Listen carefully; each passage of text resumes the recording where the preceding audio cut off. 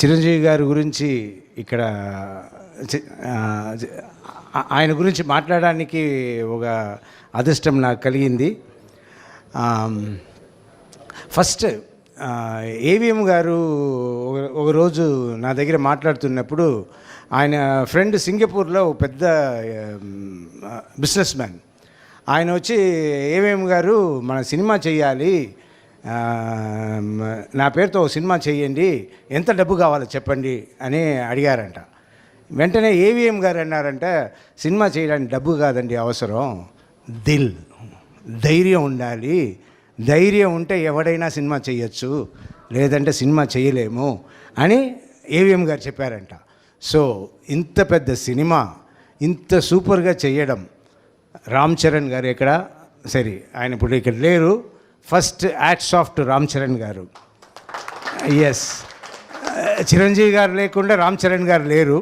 ఆ family bond ఎలా ఉంటుంది నాకు తెలుసు, నాకు నా కూతురు మధ్యన ఇప్పుడు అది. బట్ ఆయన ఒక రామ్ చరణ్ ఏమని ఉంటారు, డాడీ మీరు హిస్టరీలో సారీ అన్న, హిస్టరీలో నిలబడిపోవాలి అని ఒక సినిమా చేయాలా డాడీ, అలాంటి సినిమా మాట్లాడుకోవాలి అందరూ అన్నట్టు ఓ కొడుకుకి ఆశ ఉంటుంది.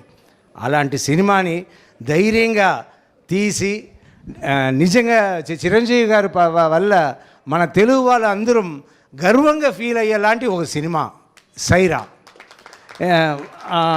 ఇంత పెద్ద సినిమాని నిజంగా సురేందర్ రెడ్డి గారు చాలా బాగా హ్యాండిల్ చేశారు. సురేందర్ రెడ్డి గారు నేను కూడా కాసేపు ముందు రామ్ చరణ్తో మాట్లాడుతున్నప్పుడు గుర్తుపట్టలేదు. హీరోయిన్ గారు చెప్పినప్పుడే తెలిసింది పెద్ద గెడ్డం నుంచి ఇప్పుడే బయటికి వచ్చారని. సో అందువల్లనో ఏమో నేను కూడా గుర్తుపట్టలేదు.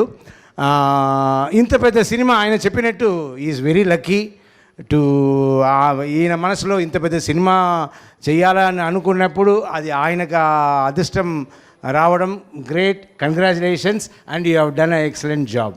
అందరూ గర్వపడేలాంటివి చేశారు.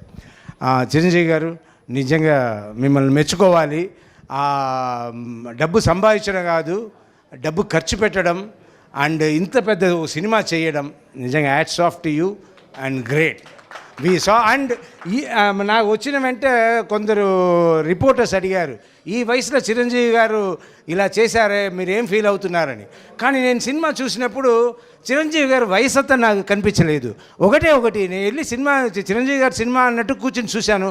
ఆ స్పీడ్ అంతా ఎప్పుడు చేసేలానే మాకు అనిపించింది, కానీ కొత్తగా ఆయన వయసు అనేది నాకు అనిపించలే. చెప్పిన తర్వాత నాకు అవును మేమంతా కొంచెం కష్టపడతాము కానీ బయట చూపించుకోము, కానీ గ్రేట్ సార్, గ్రేట్, బ్రహ్మాండంగా చేశారు, అందరూ గర్వపడేలా చేశారు. గ్రేట్, థ్యాంక్ యూ అండి. అన్న ఇలాంటి ఫంక్షన్ అన్ననే పెట్టగలుగుతారు అండ్ అన్న పెట్టారు అండ్ ఇది చాలా సంతోషంగా ఉంది. ఇది అందరూ గర్వపడాల్సిన విషయం. అది అన్న ఎప్పుడు ముందుంటారు అలాంటి విషయం ఏదైనా.